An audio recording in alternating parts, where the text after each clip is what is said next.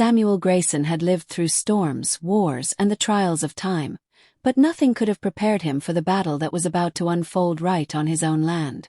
At 71 years old, he wasn't just some frail old man puttering around on a farm. He was a veteran, a widower, and a man who had spent his entire life fighting for what was right. His farm, Willow Creek, wasn't just a patch of dirt with a few old structures. It was a living, breathing testament to generations of hard work, love, and resilience. The land had been in his late wife's family for over a century, every fence post hammered with care, every oak tree a reminder of a past filled with laughter and love. He still remembered the mornings when his wife, Margaret, would sit on their porch with a cup of coffee, watching the sunrise paint their fields gold. But Margaret was gone now, and Samuel spent his days tending to the land, keeping her memory alive in the rhythm of the seasons. The place had aged just as he had, with paint peeling off the barn and wildflowers creeping up along the fence line, but to Samuel that wasn't neglect, it was character. It was real. And in a world obsessed with perfection, Willow Creek stood as a quiet rebellion against artificial beauty. But as much as Samuel valued his peace, there was one thing he had learned in life. Peace is never permanent when people with power and no boundaries decide they don't like what you have. And unfortunately for Samuel, power was about to come knocking in the form of an overzealous HOA president, who believed that her authority stretched further than it ever should. Evelyn Crowley had never done a hard day's work in her life, but that didn't stop her from acting like she built Willow Creek Estates with her own two hands. She strutted around the pristine neighborhood like a queen surveying her kingdom, her tailored suits and manicured nails a stark contrast to the dirt and grit of real labor. As the president of the newly developed HOA, she saw herself as a guardian of order, a protector of high property values, and an enforcer of suburban perfection. And to her, Samuel Grayson's farm was the single glaring flaw in an otherwise perfect landscape. From the moment the first row of houses was built, Evelyn had her sights set on his land, not because she had any legal claim to it, but because she simply couldn't stand the sight of something she couldn't control. To her, the faded red barn was an eyesore, the sprawling vegetable garden was unkempt, and the free-roaming chickens were a nuisance to the refined image she had crafted for her community. She had spent the last 5 years molding Willow Creek Estates into her vision of perfection, where every lawn was neatly trimmed, every house was painted in muted, tasteful tones, and every resident understood that personal freedom took a backseat to the greater aesthetic good. But Samuel's farm stood like a stubborn old soldier at the edge of her empire, refusing to conform, refusing to bend, refusing to disappear. And that, more than anything, infuriated her. She had tried subtlety at first. Small comments slipped into casual conversations with HOA members, muttered complaints at board meetings, even a few carefully placed phone calls to county officials. But nothing had worked. Samuel simply continued living his life, untouched by her authority, and that was something Evelyn couldn't abide. So, she decided to take matters into her own hands. If Samuel wouldn't comply willingly, she would force his hand. After all, power wasn't about laws or rules, it was about persistence. And Evelyn Crowley was nothing if not persistent. The first time Evelyn approached Samuel, she did so under the guise of neighborly concern. She showed up unannounced one crisp autumn morning, marching down the dirt driveway in designer heels that weren't made for walking on anything rougher than polished pavement. Samuel was on his porch, his boots propped up on the wooden railing, a steaming mug of black coffee in his weathered hands. He watched her approach with the kind of calm patience only a man who's seen far worse could muster. He knew her type. He had dealt with them in the military, in city council meetings, in grocery store checkout lines. People who disguised their demands as suggestions and their intrusions as help. "Mr. Grayson," she said with a tight, practiced smile. "I hope I'm not interrupting."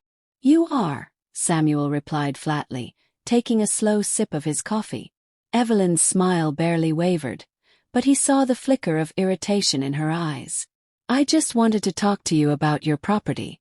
You see, some of the residents have raised concerns about, well, the state of things over here." Samuel arched a brow. "The state of things." "Yes," she continued, glancing around as though she had stepped onto a crime scene. The barn, the fences, the natural landscaping choices. I understand this place has history, but we have a certain standard we like to maintain in Willow Creek Estates. It's important for property values, you know. Samuel set his mug down, standing to his full height. I'm not in Willow Creek Estates, Evelyn. My land's been here longer than your HOA. Longer than your houses, longer than you. You don't get to dictate what I do on my property. Evelyn's smile turned brittle. I was hoping we could find a compromise. Maybe a fresh coat of paint. Some tidying up. And perhaps keeping the animals penned in a bit more discreetly. Samuel's eyes narrowed. My farm is not a problem. And I don't take kindly to people telling me how to run it. Evelyn exhaled sharply, clearly unused to people refusing her. I'd hate for this to become difficult, Mr. Grayson. Samuel simply crossed his arms. Lady, I've been through war, loss, and a lifetime of hardship. You don't scare me. Evelyn's jaw tightened, her nails digging into the clipboard she carried. Well then, she said, her voice clipped. I suppose I'll have to handle this differently. Samuel watched her turn on her heel and march back toward her car, shaking his head. He knew trouble when he saw it. And Evelyn Crowley was trouble wrapped in a tailored suit and a fake smile. Samuel barely had time to shake off the encounter before the letters started coming. At first they were polite, reminders about local noise ordinances, friendly suggestions about maintaining curb appeal. Then they became more aggressive, formal notices from the HOA, which Samuel wasn't even part of, demanding that he make necessary improvements to align with the neighborhood's aesthetic. Each letter was printed on thick, expensive paper, stamped with the HOA's official emblem, as if the sheer weight of bureaucracy could intimidate him. When the letters failed to get a response, the complaints began. Calls to the county about zoning violations, allegations of unsanitary conditions, reports of excessive noise pollution from his rooster. Samuel had to deal with inspectors showing up unannounced, looking for infractions that didn't exist. Every single one left empty-handed, muttering apologies, but Samuel knew what was happening. Evelyn was digging her claws in, trying to drown him in red tape, trying to make his life so frustrating that he'd give up and give in. But what Evelyn didn't realize was that men like Samuel didn't break easily. If anything, she had just given him a reason to fight back. Our audience. The complaints didn't stop. They only grew louder. And then, one morning, the fight crossed a line Samuel never expected. It was just past dawn when he noticed something strange. His front gate, the one that kept his animals safely enclosed, was wide open. At first, he thought maybe he'd forgotten to latch it the night before, but Samuel wasn't a man who forgot things like that. His routine was as steady as the sunrise. Every evening he'd secure the gate, check the pens, and make sure the barn doors were shut tight. But now, his chickens were scattering across the road. His goats were wandering dangerously close to the main street, and his old horse, Daisy, was standing halfway out of her stall, confused and nervous. Samuel's heart pounded with a mix of rage and disbelief as he rushed to gather his animals, but the damage was done. A neighbor's car had to slam on the brakes to avoid hitting a stray chicken, and within an hour, the county animal control had been called to assess the situation. But it wasn't until Samuel checked the footage from his security cameras that the full weight of what had happened hit him like a punch to the gut. The grainy video clearly showed 3 figures, 2 men and a woman, creeping onto his property under the cover of night. They didn't just open the gate. They cut through the wire fence with bolt cutters. And standing off to the side, giving quiet instructions, was Evelyn Crowley. She didn't touch a single thing herself, of course not, but she was there, overseeing the sabotage like a puppet master pulling the strings. Samuel watched the footage over and over, his jaw clenching tighter each time, his knuckles white against the edge of the table. This wasn't just about suggestions or aesthetics anymore. This was an attack. She wasn't trying to get him to comply. She was trying to break him. But if Evelyn thought Samuel was the kind of man to roll over, she was about to learn a hard lesson. Samuel didn't have time to process the betrayal before the next blow came. 2 days after the fence incident, he woke up to something even more audacious. A massive future development site, Willow Creek expansion sign planted just outside his property line. The sign, bold and shiny, suggested that Samuel's farm was next in line to be absorbed into the HOA's grand vision. The words, "under negotiation," were scrawled in red letters at the bottom, as though his land was already part of Evelyn's empire. It was a bold, calculated move, a public statement meant to rattle Samuel and create the illusion that he was losing his grip on his own home. People driving by slowed down, whispering and speculating. Was Samuel finally selling? Was the HOA taking over? Was Willow Creek Farm about to disappear? Samuel ripped the sign out of the ground with more strength than a man his age should have had, his heart pounding harder than it had in years. He dragged it back to his porch and leaned it against the old wooden railing like a war trophy. And just as he was about to call the county and report the trespassing, Evelyn showed up, right on cue. "Oh, good morning, Mr. Grayson," she chirped, her voice sickly sweet, as if she hadn't just tried to steal his land in broad daylight. "I see you found the sign. There's been a misunderstanding, I'm sure." Samuel folded his arms, his jaw set like stone. "A misunderstanding?" "Yes," she said, tilting her head in mock sympathy. "We've been in discussions about acquiring nearby properties to expand Willow Creek Estates. There was some enthusiasm about the prospect, and the sign must have gone up a bit prematurely. I'm sure you understand." Samuel's voice was steady, but his fury simmered just beneath the surface. "You're telling me someone just accidentally put a for sale sign on my land? Without my consent?" Evelyn's smile flickered, just for a second. "Well, these things happen in development. It's all part of progress." Samuel took a slow step forward. "Let me make one thing clear, Evelyn. My farm isn't for sale. Not now, not ever. And if I see another one of these signs, I won't be dragging it back to my porch. I'll be dragging it straight to a lawyer." Evelyn's face stiffened, but before she could spit out a response, Samuel turned his back on her and went inside, slamming the door behind him. He knew this fight wasn't over. It was only just beginning. The weight of it all was starting to press down on Samuel's shoulders. The sabotage, the lies, the bold land grab. It was a relentless assault on his peace. And for the first time in a long while, Samuel found himself sitting at his kitchen table long after the sun had set, his calloused hands wrapped around a cold cup of coffee, wondering if maybe, just maybe, he was too old for this fight. But then came an unexpected knock at the door. When Samuel opened it, he didn't find another letter from the HOA or an inspector with a clipboard. He found a young mother, Sarah, standing on his porch with a little girl clinging to her leg.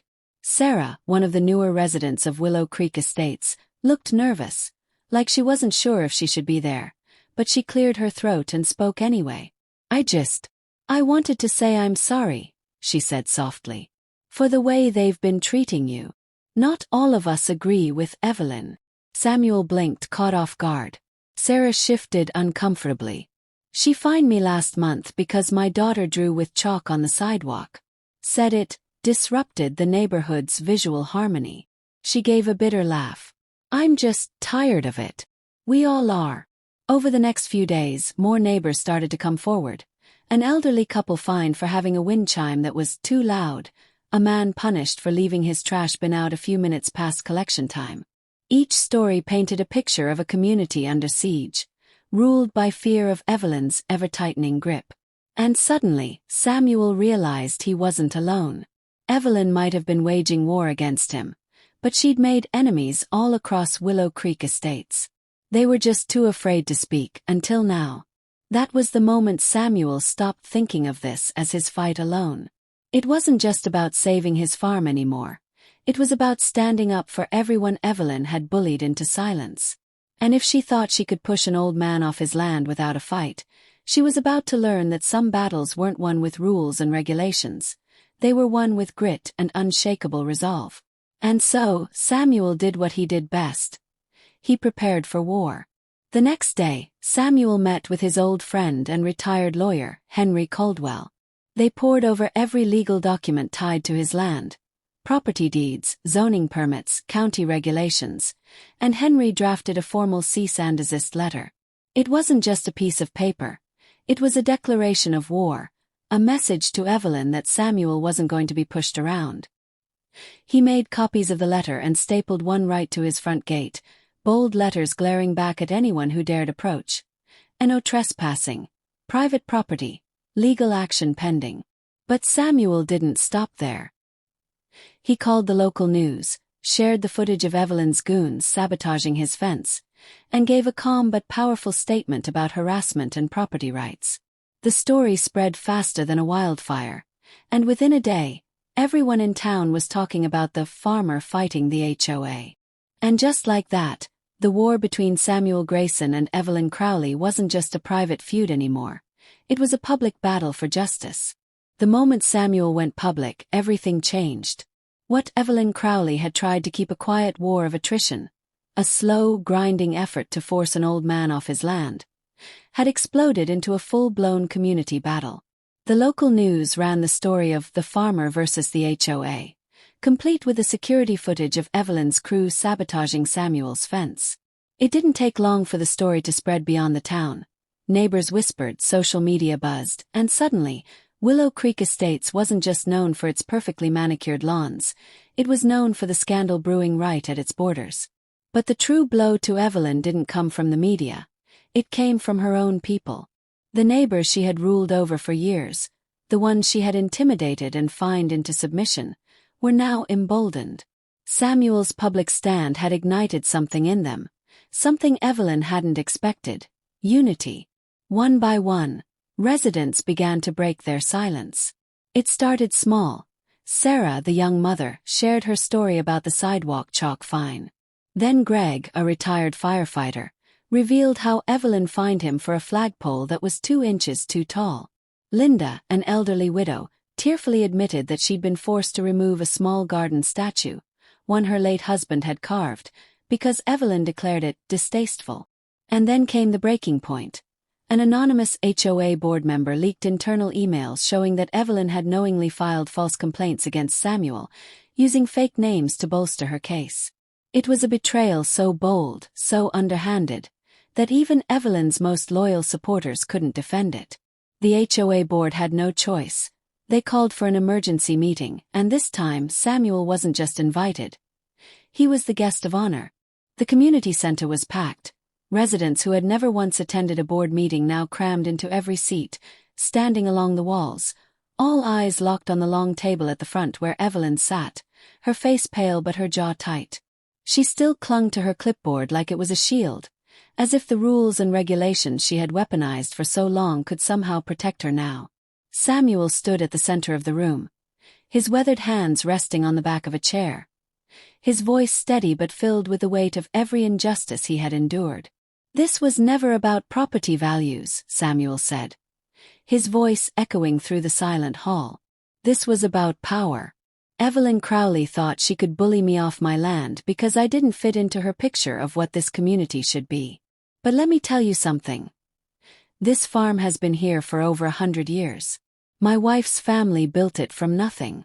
And no HO, no matter how many letters they send, is going to take that away from me." A ripple of applause broke out, soft at first, then growing louder. Samuel didn't smile. He wasn't done. "But this isn't just about me," he continued, his voice cracking ever so slightly. "It's about every person in this room who's been fined, bullied, and threatened for simply living their lives.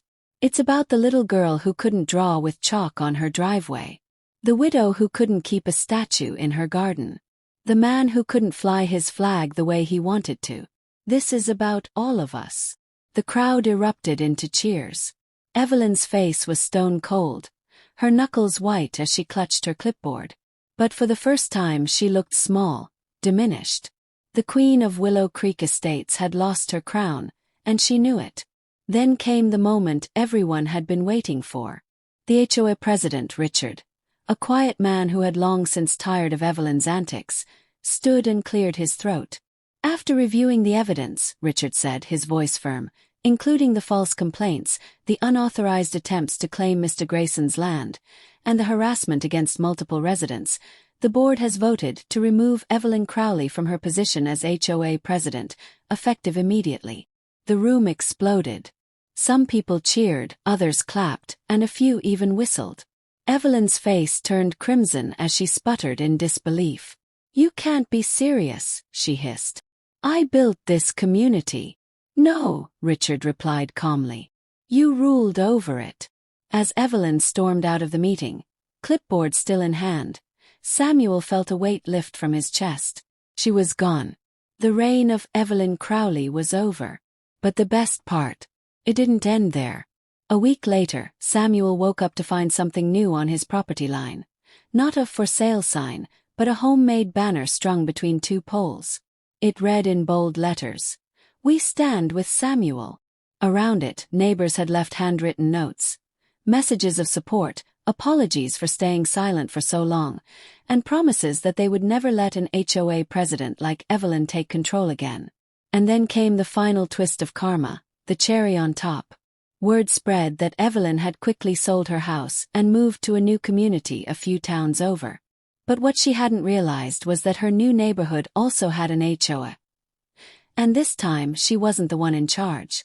Within weeks, rumors swirled that Evelyn had been reported for breaking her new HOA's rules. Her grass was too long, her garden decorations didn't fit community guidelines, and her trash bin placement was unsightly. Samuel couldn't help but chuckle when he heard the news. And to make sure no one ever forgot what happened, Samuel had a new sign made for his farm's entrance. It read, "Welcome to Willow Creek Farm, HOA free since 1923. It became a local landmark, a symbol of resistance, and a reminder that sometimes, standing your ground isn't just about protecting yourself, it's about inspiring others to do the same. As Samuel sat on his porch that evening, watching the sun set over his fields, he wasn't just thinking about his victory. He was thinking about Margaret, about her love for the farm, and about how proud she would have been. The fight was over. Peace had returned to Willow Creek Farm. And this time, it was a peace no one could take away.